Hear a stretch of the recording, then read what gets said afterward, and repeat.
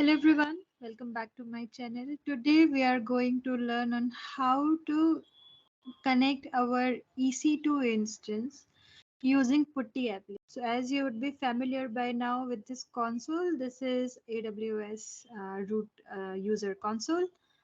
We need to go to EC2. If that dashboard is coming in here, if that option is coming in here, which is fine. Otherwise, you can search it from here, type EC2, press enter. This is the dashboard link. We are in our EC2 dashboard now. We have to go to instances. This is my EC2 instance, which I have created. We have to select this instance. First of all, check if it is running or not. Currently, the status is running. You can manage the status from here, as in start, stop, reboot, or terminate the instance. So once we have selected this instance, we need to navigate down to check the public IP using which we will be able to connect. You remember when we have created the key, we have enabled the SSH port, right? For machine to get connected and communicated. I am gonna copy. This is the copy tab. I'm gonna press this copy tab. This public key is anyways copy.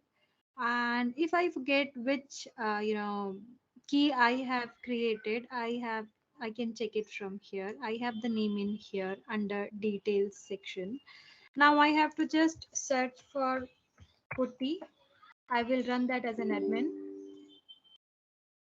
I will write EC2 hyphen user at the rate. I will give the public IP of my machine. See, this is the SSH port I've selected. I'm gonna go to auth. I'll go to credentials. Here I will browse my key. This is my key pair.